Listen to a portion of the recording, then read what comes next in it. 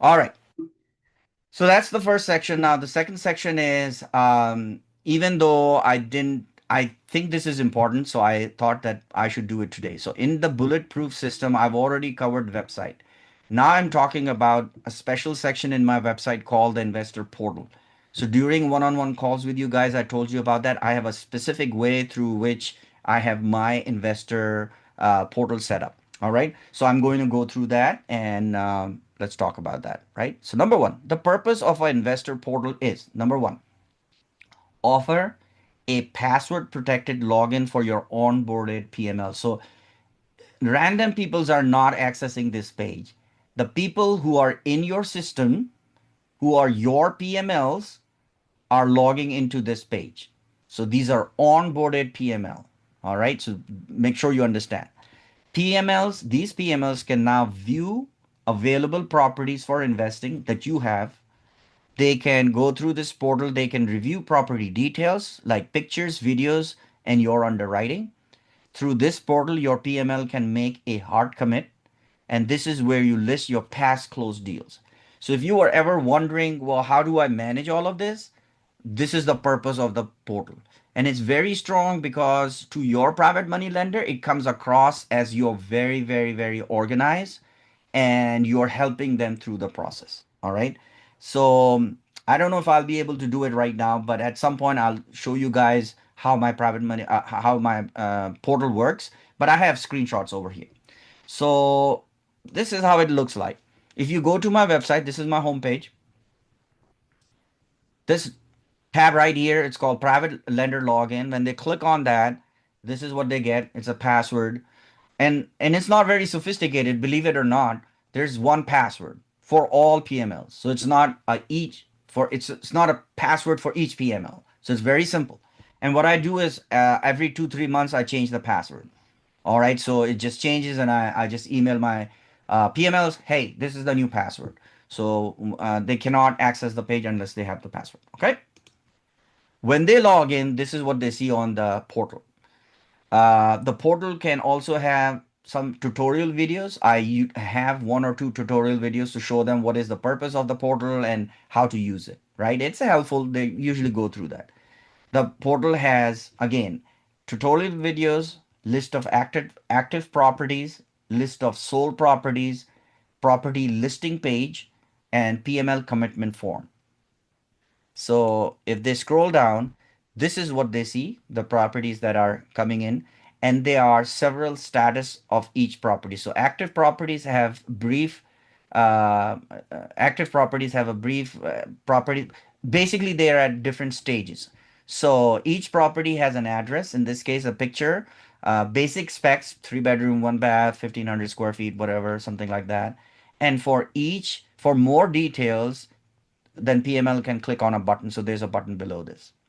All right. And this is what it looks like. So they are, I believe, four statuses.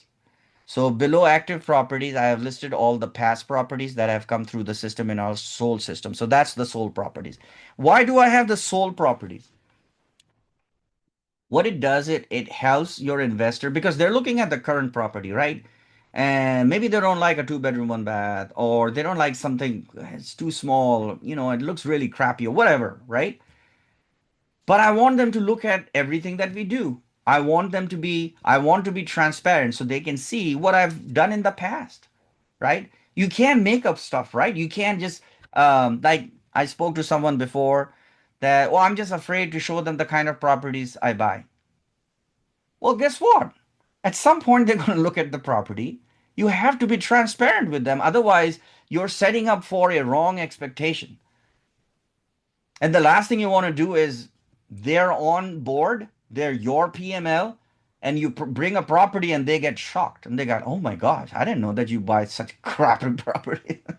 So they need to know ahead of time. This is exactly what I'm buying, right? They can look at the pictures and all that.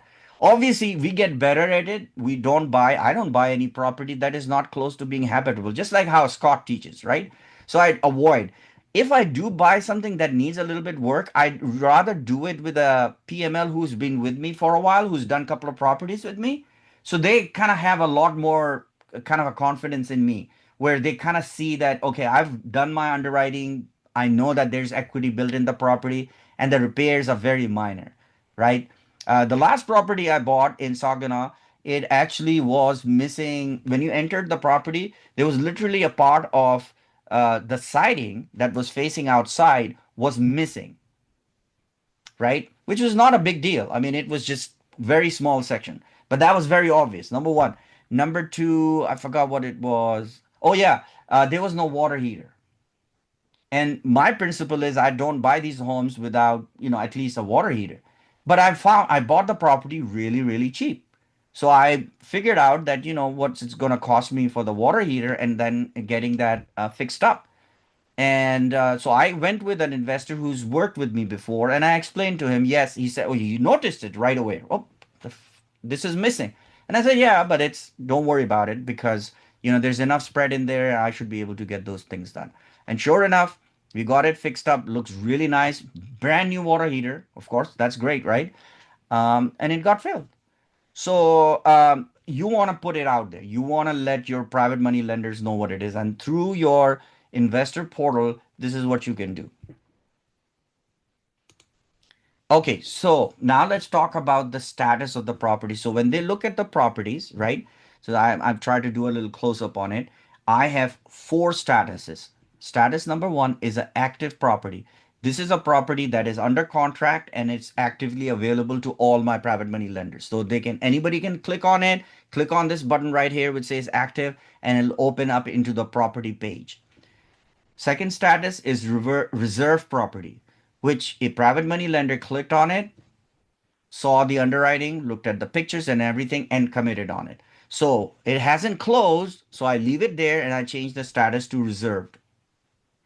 Third is prime bid property. This is a very specific technique that I've developed, and I'm going to teach you that later on, but I'm just letting you know what it is. It's offered as a first dibs to certain PMLs. And so, in other words, it's not offered to everyone, but it is listed here. Everybody can see it. They just cannot bid on it. They cannot buy it because it's been offered to somebody else first. And then finally, I also have coming soon. I put them there because sometimes people plan, my PMLs plan it. They, may not have funds right now. They might have funds after a month or 2 months.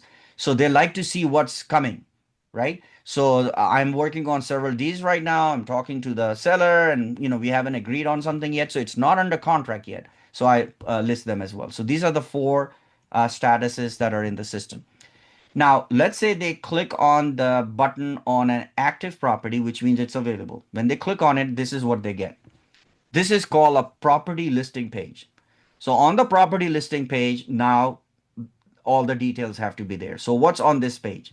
You have pictures. So as many pictures as I can get. If there are not enough pictures by the seller's agent or by the seller, then I would send, because remember, this is under contract now. So I've already sent my boots on the ground there and they've taken some additional pictures if I needed more. So there's usually I have enough outside pictures and enough inside pictures to for me to justify my purchase because I got to look at everything. I need to have a picture of the breaker box. I need to have a picture of the furnace. I need to see the picture of a water heater. I need to have enough pictures from the outside I can assess how the roof is. That kind of stuff.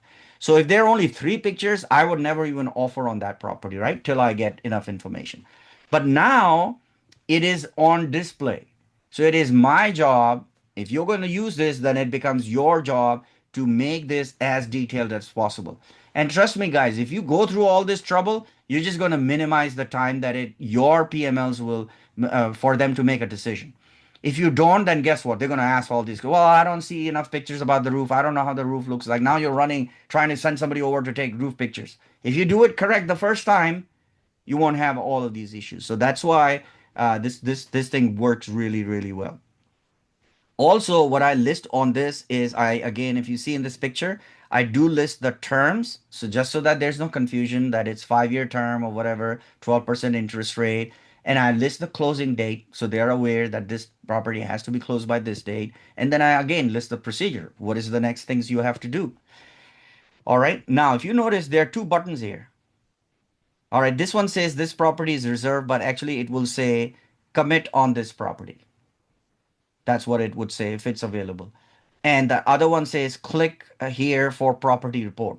So if they were to click on property report, this is sorry. So yeah, so this is what it says. Commit on this property or click here for property report.